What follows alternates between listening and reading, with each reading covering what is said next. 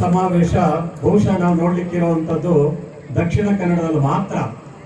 ನಾವು ದಕ್ಷಿಣ ಕನ್ನಡದಕ್ಕಿಂತ ನಾವು ಏನು ಕಡಿಮೆ ಇಲ್ಲ ಅಂತ ಮೊದಲನೇ ಬಾರಿ ನೀವು ಒಂದು ಹೆಜ್ಜೆ ತೀರ್ಮಾನ ತಗೊಂಡು ಇವತ್ತು ಸಹಸ್ರ ಸಂಖ್ಯೆಯಲ್ಲಿ ಬಂದು ಸೇರಿದ್ದೀರಾ. ನಾನು ಅದನ್ನೇ ಹೇಳ್ತಾ ಇದ್ದೆ, ಬಹುಶಃ ಮುಂದಿನ ವರ್ಷದಿಂದ ಇದು ಜನಾಂಗದ ಹಬ್ಬ ಆಗಿ ನಾವು ಸಂಭ್ರಮಿಸ್ತೇವೆ, ವಿಜೃಂಭಿಸ್ತೇವೆ, ನಾವೇನು ಅನ್ನೋದನ್ನ ತೋರಿಸ್ತೇವೆ.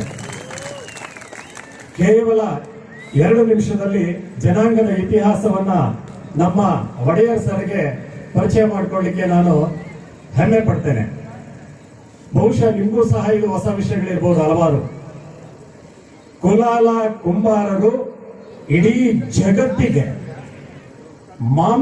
ಹಸಿ ಮಾಂಸವನ್ನ ಹಾಗಾಗಿ ತಿಂದು ಆರೋಗ್ಯ ಹಾಳು ಮಾಡಿಕೊಂಡು ಬೇಗನೆ ಸಾಯುವಂತ ಸಂದರ್ಭದಲ್ಲಿ ನಾಗರಿಕತೆಯನ್ನ ಕಲಿಸ್ಕೊಟ್ಟವರು, ಏನೇ ಪದಾರ್ಥಗಳನ್ನ ಬೇಯಿಸಿ ತಿನ್ಬೇಕು ಅನ್ನೋದನ್ನ ಹೇಳಿಕೊಟ್ಟಂತವ್ರು ಅಂದ್ರೆ ಅಂದಿನ ವೈದ್ಯರು.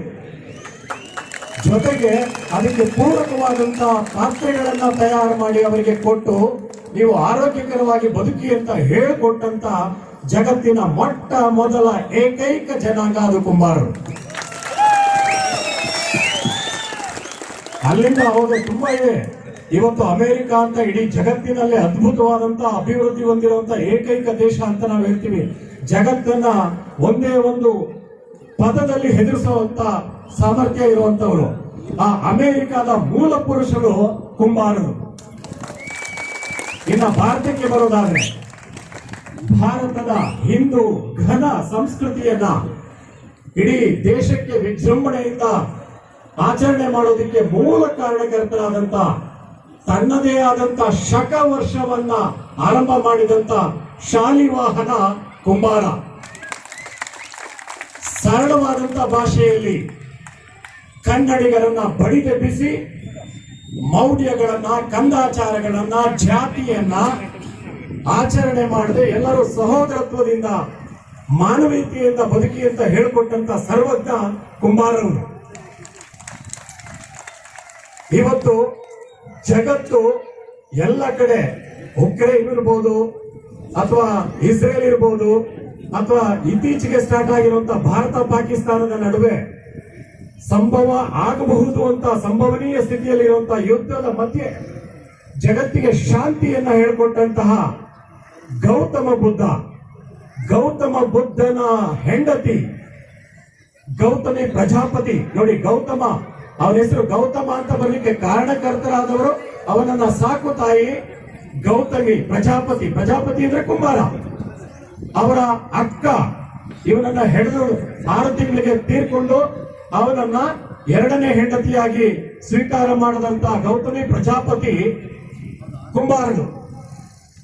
ಇಡೀ ತಾನು ತನಗೆ ಜ್ಞಾನೋದಯ ಆದಾಗ ಇಡೀ ಜಗತ್ತಿಗೆ ಶಾಂತಿಯನ್ನ ಸಾರಬೇಕು ಅಂತ ಮೊಟ್ಟ ಮೊದಲು ಸಾರನಾಥದಲ್ಲಿ ತನ್ನ ಪ್ರವಚನವನ್ನ ಪ್ರಾರಂಭ ಮಾಡಿದಂತ ಗೌತಮ ಬುದ್ಧ ಸ್ತ್ರೀಯರನ್ನ ದೂರ ಇಟ್ಟಿರ್ತಾನೆ.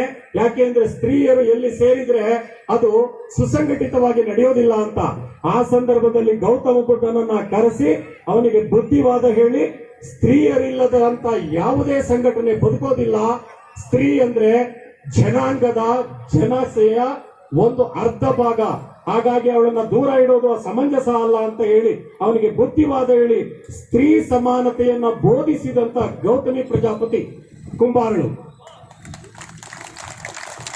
ಇನ್ನ ನಮ್ಮ ರಾಜ್ಯಕ್ಕೆ ಬರೋದಾದ್ರೆ ಇಡೀ ಜಗತ್ತಿನಲ್ಲಿ, ಬೇಡ ಜಗತ್ತಿನ ಬಗ್ಗೆ ನಾನು ಬಿಟ್ಬಿಡ್ತೇನೆ, ಇಡೀ ದೇಶದಲ್ಲಿ ಅನೇಕ ಸಾವಿರಾರು ಸಾಮ್ರಾಜ್ಯಗಳು, ರಾಜಮನೆತನಗಳು ಭಾರತವನ್ನ ಆಳಿದಾವೆ.